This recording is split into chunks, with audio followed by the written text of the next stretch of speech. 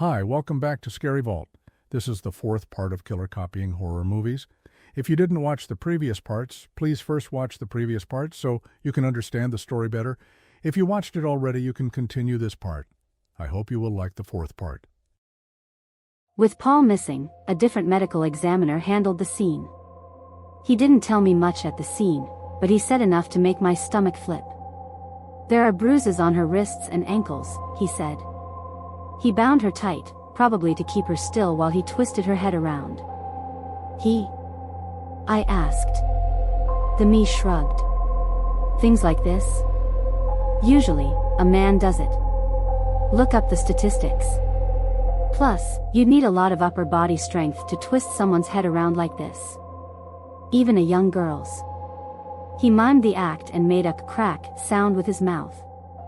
That's a dead kid right there, I said. You make a sound like that again, I'll crack your fucking jaw. He held up his hands in a sorry kind of way. Asshole. I questioned the parents as best I could. They'd gone out for a movie, the same sci-fi one I saw with my son Chris. Their daughter didn't want to go. At 13, she was right at the age where family outings were no longer mandatory. They wanted to give her a bit of freedom. They'd never get the chance to make that mistake again. The girl always locked the door and there was a doorbell camera. Unfortunately, there were no cameras in the rear of the house, no alarms, and no locks on the girl's bedroom window on the second floor. The killer used a ladder from the tool shed in the backyard, set it against the wall and climbed up to the girl's bedroom window. She must have been downstairs, in the kitchen. There was a broken plate on her bedroom door and some uneaten avocado toast. He ambushed her as soon as she walked into her room. The mother said the nightgown the girl was wearing wasn't hers. The killer changed her clothes so that she looked more like Reagan, the girl from the film. I looked up the movie on my phone. The victim was wearing screen-accurate clothing. Just like Dylan's Letterman jacket, or the white dress Samantha, the Ring victim was wearing. Whoever the killer is, they have an obsession for accuracy. The asshole me also revealed that the exorcist victim had a nasty wound to the back of the head, probably to knock her out. I hoped that, like Dylan, the girl had passed away from it long before the killer twisted her head around. Before I left, the asshole me said something that gave me goosebumps. He tried to keep her eyes and mouth open, he said. What? I asked. Superglue on her eyelids, here, he said. But he didn't use enough and it ran. Kept the eyes closed instead. Why'd he want them open, right? Weird. There's something else too. He pointed to a plastic ring on the floor. I picked it up with my pen. I didn't know what it was. My girlfriend's studying orthodontry. Orthodontology, I said. If your girlfriend's studying it, you should know how to say it right. Okay, he said. Point is that's one of those mouth opener things, you know? The creepy ones that give a creepy mouth? Again. Why? Finding out why isn't your job, I said. It's mine. But I knew why. I hadn't seen Scream or The Ring, but I had seen The Exorcist. The scene where the little girl's head turns around is burned in my memory. Her eyes were open in that scene. She was smiling too. On my way back to my car, I threw up in the bushes. That bad? Vivi asked. I told her the details on the way to the station. Now, you may have noticed that I don't talk about the deputies much. There are 10 of them, not including Jordan and Monica, who have pretty much moved up to administrative positions along with me. Because our town is so small, the deputies are considered officers of the court and mostly do things like see to warrants, collect payments for fines, hand out parking tickets, patrol the town, collect property taxes, and act as courthouse security.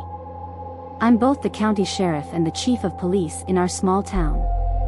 Most of the towns around ours are small and rural, so it makes sense for the chief of the biggest town to oversee the other little ones in our tiny county. We have very limited resources, after all. It's just the way it's always been done. The sheriff and chief of police before me held both positions for over 50 years. I'm the first woman to occupy both roles. I think I was elected only because that man was my father. Monica and other deputies help me oversee the county as a whole, speak to local law enforcement, manage cases and permits and fines, etc. I don't want to bore you. I don't want to give my location away, either. All our deputies wanted in on the murders. They're the talk of the town, after all. So I put most of them to work securing the crime scene, looking into the victims, and patrolling the area. That leaves only Monica, Jordan, and I to act as a homicide detective would. Now that Jordan's out of the picture, it leaves Monica and I.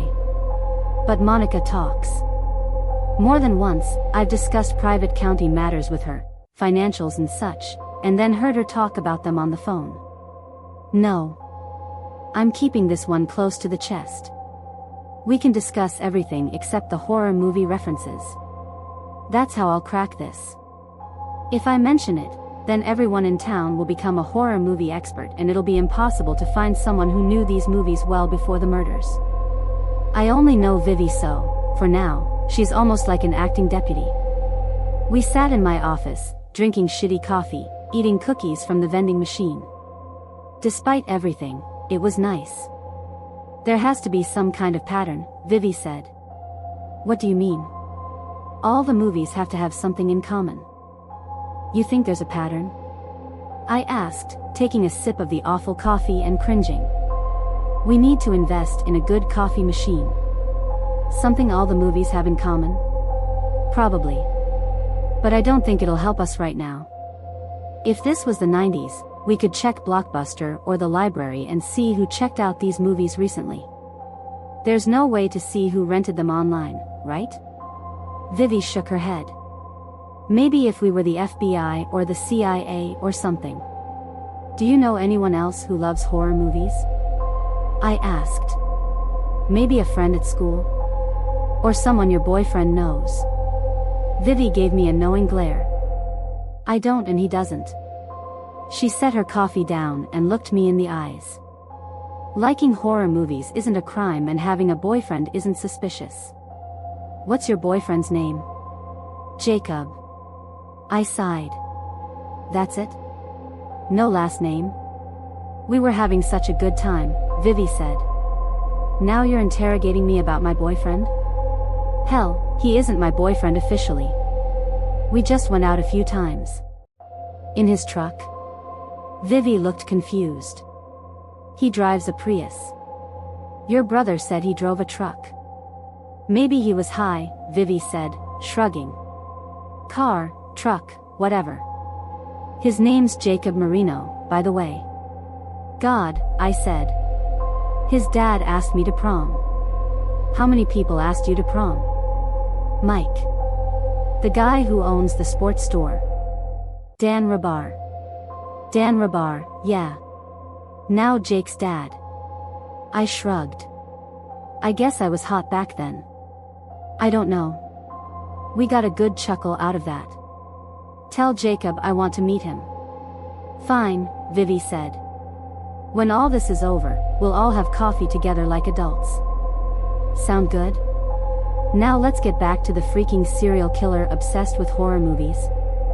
That's a little more interesting than a guy who's not even really my boyfriend. The killer took Jordan and Paul Warren, I said. Two people again, like Scream. They can't kill them both, right? Two for Scream, one for The Ring, one for The Exorcist. There have already been 4 victims and 4 movies, if we count 7. If they kill Jordan and Paul for the next one, it'd put the count at 6, but there'd be 3 movies left. Maybe they won't kill Jordan and Dr. Warren, Vivi said. But 7 movies, 7 bodies, 7 days, I said. Yeah, but 7 bodies in total, Vivi said. They could reference a movie without killing someone, then kill 2 for the next one, or even 3. They never said 1 victim per movie. The whole thing is a reference to David Fincher's Seven anyway. There was one scene in that movie. Lust. I nodded. Vivi and I saw it the night before. She forced me to watch it. It was a good movie, I guess. Didn't like the ending, though. That one had 2 people but only one of them died, Vivi said. But it was a guy and prostitute. Right, Vivi said. I don't think they'd reference 7 again either. Whatever it is, it's a movie where 2 guys are the victims. They had to take them somewhere else, too, I said. They killed Becca Campbell and Dylan Russell at Becca's house. Probably because her house had sliding glass doors, a patio, and a tree in the front lawn. They're a stickler for details. They killed Lena McCarthy, the Exorcist victim, at home too. But they kidnapped the ring victim and brought her all the way out here. There was a well in her town. A few of them actually, I said. They must have wanted you to find her, then. I put my coffee down. My stomach seemed to twist into a tight knot. You're the expert, I said. Are there any movies where 2 guys get kidnapped? Vivi scrunched up her brow. She closed her eyes. A horror movie where 2 guys get kidnapped, she muttered. It has to be a famous one too. Scream, The Ring, The Exorcist, 7. Pretty mainstream, so far. No deep cuts. But maybe they'll throw one in there. Something from the 70s? Very crowded decade. Lots of giallo stuff. Maybe a weird slasher from the 80s. No. Vivi looked at me. The references have been pretty obvious so far, she said. You could plug a description of the way the victims were killed into Google and you'd get the movie every time. So this one has to be obvious too. 2 male victims, Becca and Dylan, were dating, like the victims in Scream's opening scene. The 2 girl victims looked like the horror movie characters they were referencing. There must be a reason why they picked Dylan and Dr. Warren. Probably to punish us, I said. To disrupt the investigation. They've helped me so far. Maybe, Vivi said. But I think they want the victims to be pretty similar to the ones in the movies. Dylan was blonde. Drew Barrymore's boyfriend in the movie had dark hair. So Dylan was killed because of the role he filled, not what he looked like. Jordan and Dr. Warren must have been picked for their roles too. A cop and a doctor? Practically every horror movie has a cop and a doctor in it. Vivi shrugged. I don't know. We haven't gotten the call yet and it's late, I said. Maybe they haven't killed them yet. Or maybe they just haven't been found, like the girl in the well. She was there for a day at least. Maybe they put Jordan and Paul somewhere hidden too. Like a barn or an abandoned house. 2 guys, Vivi said. A cop and a doctor. Hidden somewhere. Not at their home or a public space, because they would have been found there, somewhere remote. Vivi's eyes drifted across my desk and stopped at the department's camera. I'd used it to take photos of the crime scene. Jordan usually takes the crime scene photos, right? Vivi asked. You called him a photographer. Yeah, I said. So? It's not a cop and a doctor, then, Vivi said. Her eyes were wild with the excitement that only comes from putting a puzzle together. It's a photographer and a doctor. Both of them were kidnapped. It's obvious. What? I asked. What movie is it?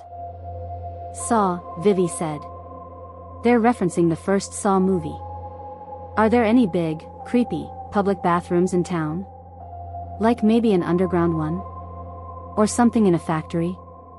It has to be a rundown one too. Abandoned. Vivi, I don't know every bathroom in the county.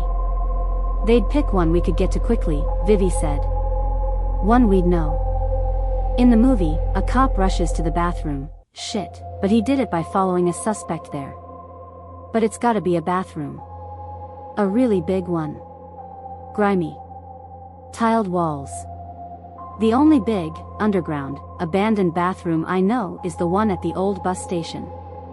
We had to board up the whole building because squatters kept sneaking in. It was a drug den. That has to be it, Vivi said. I was skeptical. She'd solved it too easily, too quickly. She was probably wrong. Then again, Vivi has always been smart. All her teachers say she's ahead than her classmates. She reads at a grad school level, at 17. We pulled up to the old bus station. It was an eyesore, one that the town council had been trying to tear down for years. But our town's historical society had put a stop to it. The building was nice. Art Deco. Built in the 1930s. But they'd screwed up when they put in the water pipes. Most of them burst at the same time, one summer. Damn near flooded the entire building. Rotted the wood floors and wood stairs and platforms. Not it was a gutted, decaying mess. You're staying the car, I said, opening the passenger's side door and then one of the rear doors too. But Vivi started. You'll be safe in the car, I said. I won't, Vivi said. In horror movies, the killer always targets the detective's family. I'm not a detective, I said. Sheriff/police chief, whatever, Vivi said. It's so obvious. You go in there by yourself. I stay in the car. The killer breaks the window and chloroforms me. You come out and find an empty car. Cliffhanger. I sighed. Fine. I said. But you stay behind me and use this. I gave her an extra flashlight. I should get a gun too, Vivi said. In case they try to get me from behind. This isn't a horror movie, Vivi, I said. It sure as hell feels like one. I handed Vivi my taser. The kind that shoots out prongs. Just don't hit me with that thing, I said.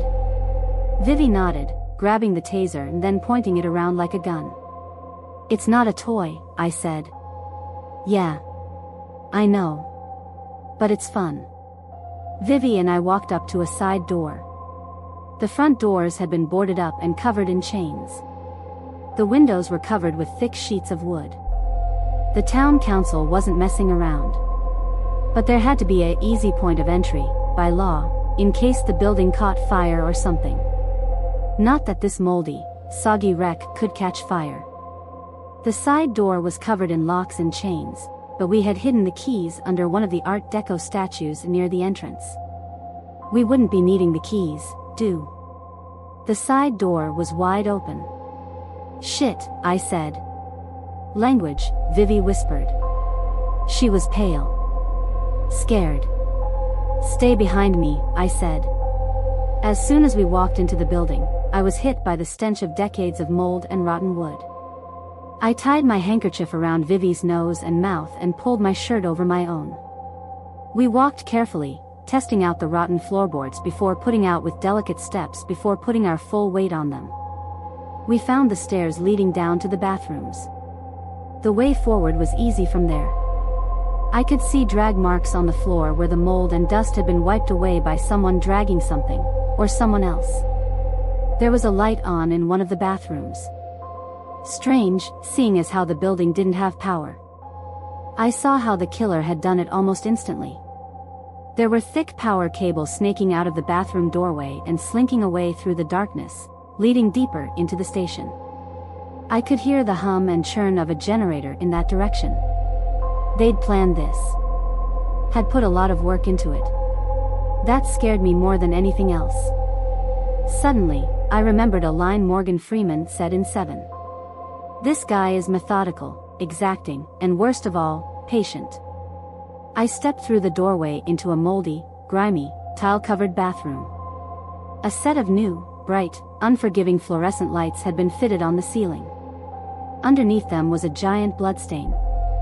I could see the imprint of a body on it, as if someone had been lying in it for hours as it dried. Anna! Jordan shrieked. He was on the other side of the room, lying in another pool of blood. He had a shackle around one of his ankles. A thick chain led from it to a series of rusted pipes in the corner. Then I saw Paul. Jordan was holding him, hugging him. Paul's head was in Jordan's lap. I could tell, from where I stood, that Paul was dead. He was pale. Blue. And I didn't need a medical degree to see why. Paul's right foot was gone. In its place was a bloody stump. Jordan's eyes shot to the corner of the room, next to me. I turned around and my breath hitched in my throat.